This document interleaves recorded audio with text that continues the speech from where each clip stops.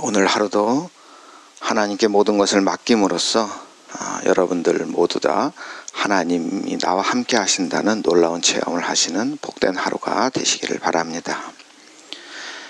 잠언은 총 31장으로 되어 있고요. 그래서 오늘 16장은 잠언 전체 가운데 거의 가운데 위치하고 있습니다. 그래서 그런지 이 잠언 16장이 굉장히 중요한 말씀입니다. 여러분도 많이 들어보셨을 것이고 또 목사님들이 설교를 자주 하는 그런 본문이기도 합니다. 어제 새벽에 윤홍석 목사님께서 1절에서 9절까지의 말씀을 아주 자세하게 설명해 주셨는데 잠언 16장에서 제일 중요한 부분이 바로 1절에서 9절까지의 말씀입니다. 아무리 우리가 계획을 세워도 그 일을 이루시는 분은 누구다? 우리 하나님이다 하는 말씀이죠. 그래서 우리는 모든 것을 다 하나님께 맡겨야 합니다.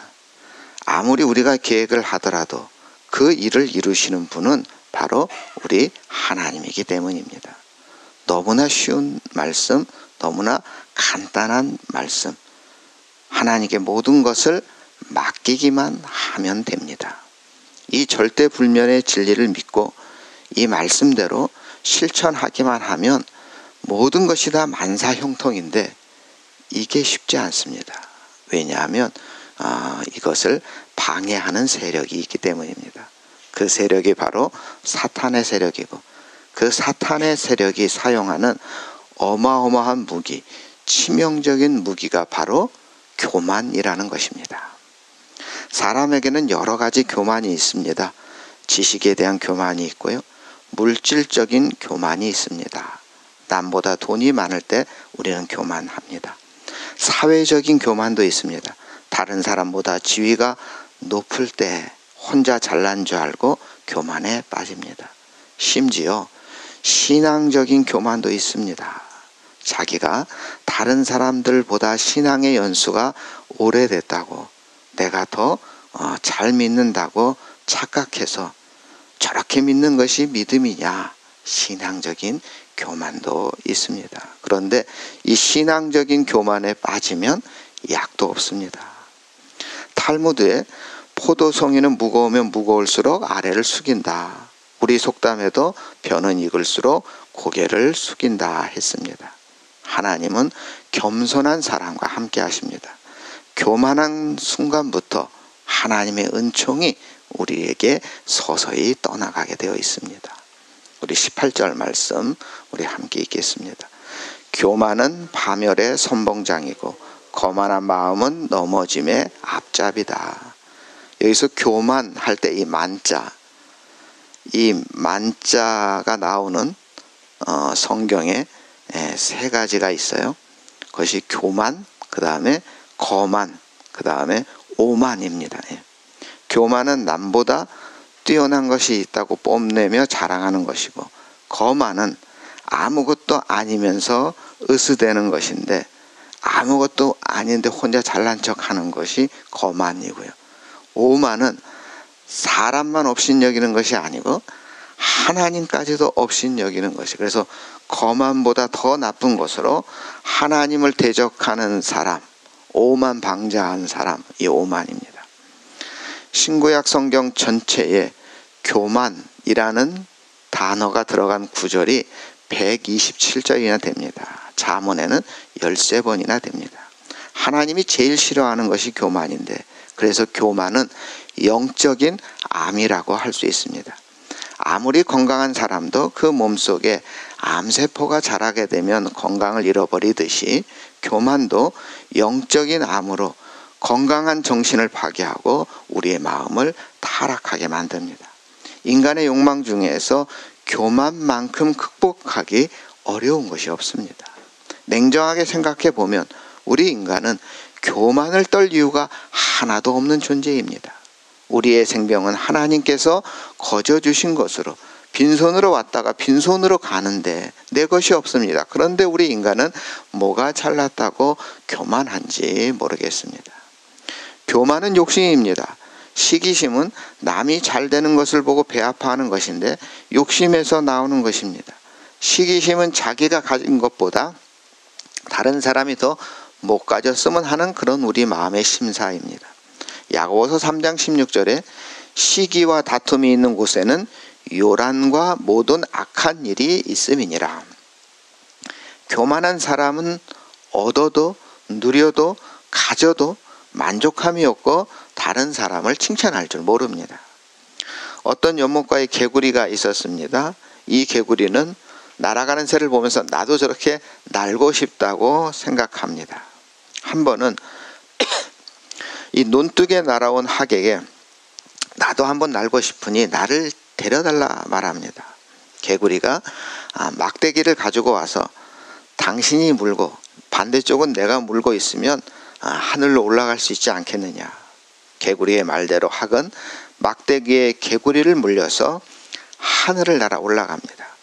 의기양양하게 하늘을 향해 올라가는 개구리를 동료 개구리들이 감탄하고 부러워하며 야, 누구냐 쟤가, 누가 저런 기발한 생각을 했을까, 이런 환호성이 들리자 그때 이 개구리가 이 동료들의 부러움과 칭찬 속에서 우쭐한 마음으로 누구긴 누구야, 내 생각이지 라고 말하는 순간 개구리는 높은 하늘에서 땅바닥에 떨어져 죽고 말았습니다. 자만심이 지나칠 때 남을 무시하고 업신여기게 되며 교만과 허세에 빠지게 됩니다. 그래서 교만은 패망의 선봉이요 넘어짐의 앞잡이인 것입니다. 자기의 죄를 아는 것이 겸손이고 자기 부족을 모르는 것이 교만입니다. 교만한 사람은 자기가 선하다고 의롭다고 생각하며 나 정도만 깨끗하라고 해, 이런 생각을 갖습니다. 교만했던 바리새인은 하나님이여 내가 다른 사람과 같지 아니함을 당신께 감사하나이다. 이 바리새인들의 기도가 얼마나 교만합니까? 그래서 예수님은 바리새인의 교만을 지적하시면서 나는 죄인이로소이다 가슴을 치며 기도하는 세리의 기도를 칭찬하셨습니다. 교만은 파멸의 선봉으로 명예, 재물, 권세, 지위를 얻었다 할지라도 교만한 자는 그것을 하나님이 거두어 가십니다. 고린도전서 10장 12절에 그런즉 선줄로 생각하는 자는 넘어질까 조심하라. 교만하면 수치와 욕을 당하게 됩니다. 잠언 11장 2절에 교만이 오면 욕도 오거니와 겸손한 자에게는 지혜가 있느니라. 우리 16장 5절에도 마음이 교만한 자는 여호와께서 미워하시며 반드시 그들을 처벌하신다. 다니엘서 4장에 보면 느부갓네살 왕은 다니엘의 경고를 무시하고 여전히 교만한 태도를 유지합니다. 바벨론 궁전 옥상에서 이 큰 바벨론은 내 권능과 내 권세로 건설하여 나의 도성을 삼고 내 위엄의 영광을 나타낸 것이라, 이렇게 교만을 떱니다. 이 말이 채 끝나기도 전에 느부갓네살 왕은 쫓겨나 들에서 짐승처럼 살게 됩니다.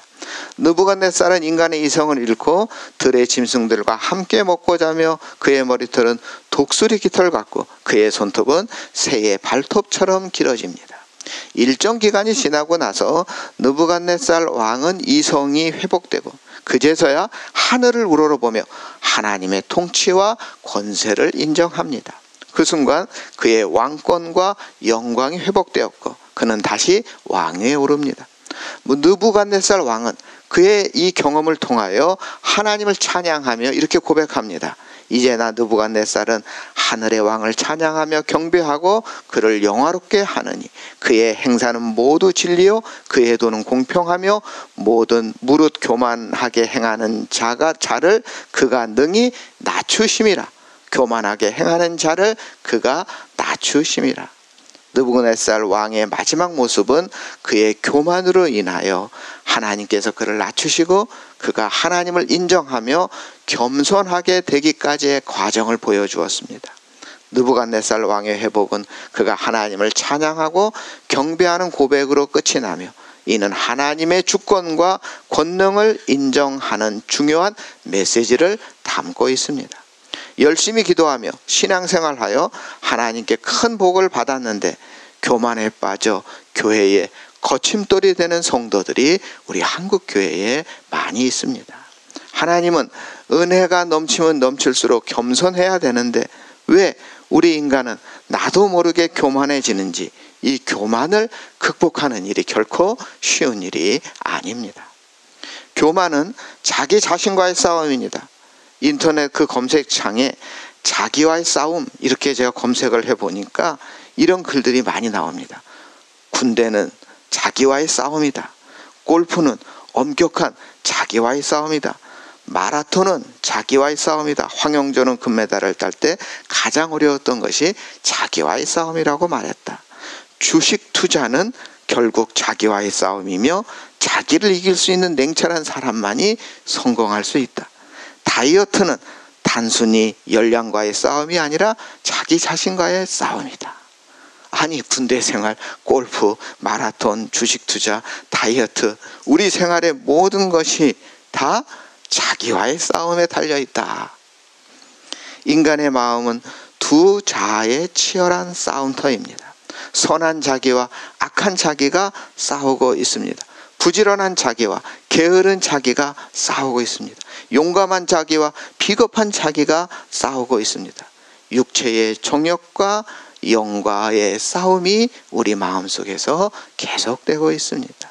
그리고 내 마음속에서 어느 자기가 이기느냐에 따라서 그 사람의 인격이 결정됩니다. 선한 자기가 악한 자기를 이길 때 게으른 자기가 부지런한 자기를 이기면 그 사람은 게으른 사람이 되는 거죠. 육체의 자기가 영의 자기를 이길 때 육체적인 욕망을 쫓는 사람이 될 수밖에 없습니다.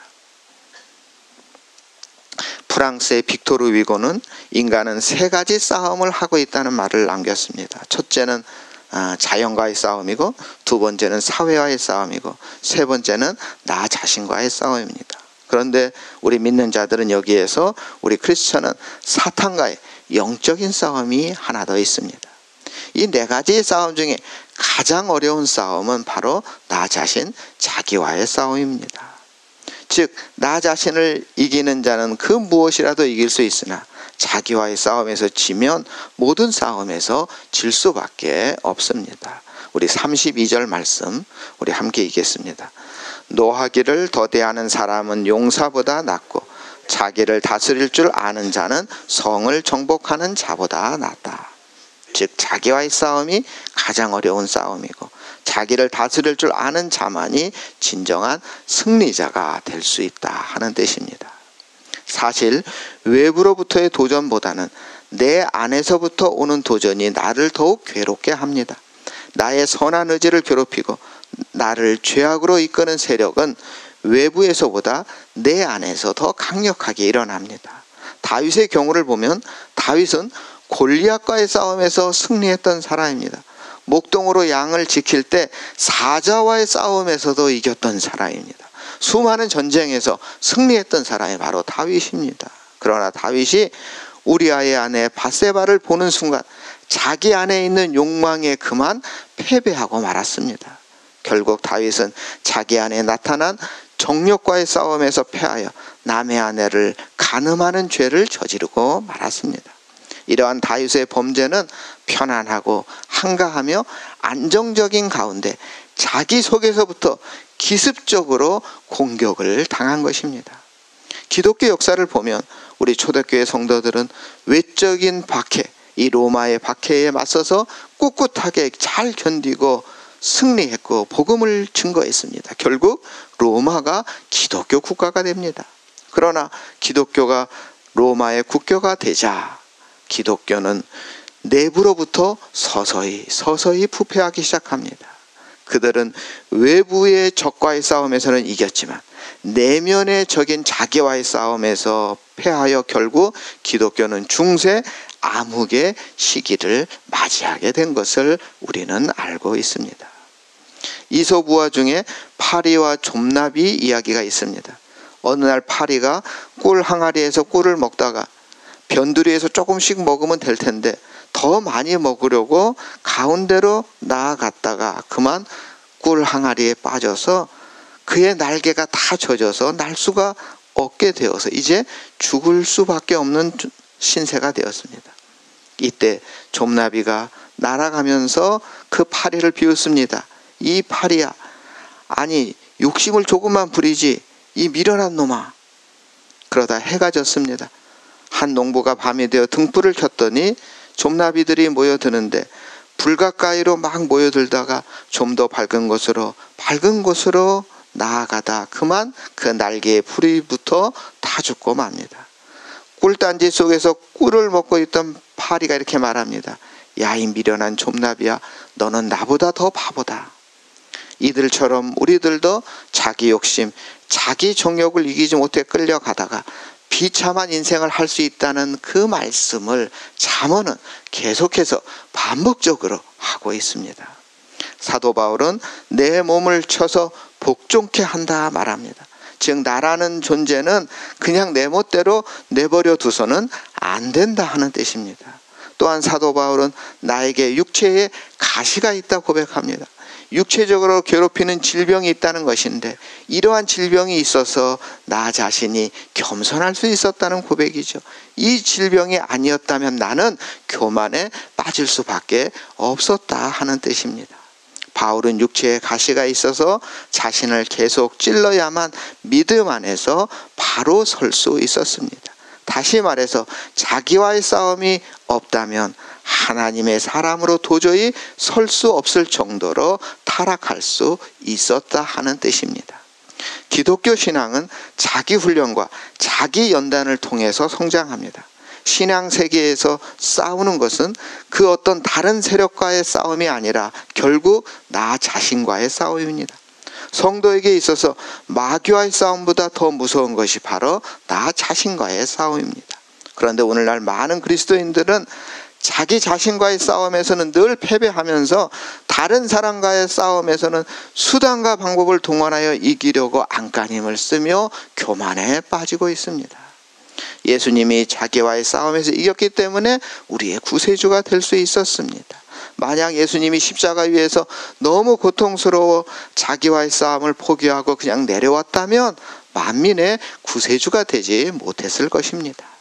오늘 나 한 사람이 자기와의 싸움에서 이길 때 그때야 비로소 우리의 가정이, 우리의 교회가, 이 사회가 바로 세워지는 것입니다. 그래서 우리는 꼭 기억해야 합니다. 하나님의 도움 없이 나 자신 자기와의 싸움에서 승리할 수 없다는 사실을 우리는 반드시 잊지 말아야 합니다. 내가 오랜 기간 훈련하여 마음을 수련하여서 정말 불교에서처럼 돌을 잘 닦아서 하나님의 도움 없이 나 자신과의 싸움에서 이길 수 있다고 생각하면 그것은 너무나 큰 오산입니다. 생각해 보십시오. 나라는 존재가 그렇게 완벽하고 믿을 수 있는 존재가 아닙니다. 솔직히 말해서 아무리 돌을 닦아도 나 자신과의 싸움에서 이길 수 있는 사람은 하나도 없습니다. 우리 하나님은 타락한 인간들이 자기 스스로는 결코 자기와의 싸움에서 이길 수 없다는 것을 아시고 계셨습니다. 그래서 예수님을 이 땅에 보내주셨고 또 예수님이 하늘로 승천하시자 성령님을 우리에게 보내주신 것입니다. 성령님은 지금도 우리 마음속에 오셔서 우리가 자기와의 싸움에서 승리하도록 우리를 이끌어 주십니다. 그래서 보혜사 성령인 것입니다. 성령님을 영접하고 성령님을 의지하여 나 자신과의 싸움에서 승리하셔서 주님이 주시는 영예의 천국의 평안과 기쁨, 주님이 주시는 은총과 행복을 다 누리시는 우리 성도님들이 다 되시길 주님의 이름으로 축원합니다. 사랑의 하나님, 우리를 주님의 자녀로 불러주시고 구원의 길로 인도하여 주심을 감사드립니다. 전지전능하신 하나님께 우리의 모든 것을 맡길 수 있는 겸손한 믿음을 허락하여 주시옵소서. 사탄은 오늘도 변함없이 우리의 마음에 교만의 씨를 뿌리고 있습니다. 잡초와 같이 무한정 솟구치는 교만을 물리칠 수 있게 하여 주시옵소서. 내 입만 의지하면 실패할 수밖에 없음을 고백합니다. 주의 성령이 우리와 함께하여 주셔서 마귀와의 싸움에서 이기게 하시고 나 자신과의 싸움에서 승리하게 하여 주시옵소서. 오늘도 귀한 예물을 바치는 손길을 기억하여 주시옵소서. 육신의 정욕과 안목의 정욕과 이생의 자랑을 극복하여 주님의 영광에 함께 동참케 하여 주시옵소서. 우리를 구원하신 예수님의 이름으로 기도드립니다. 아멘.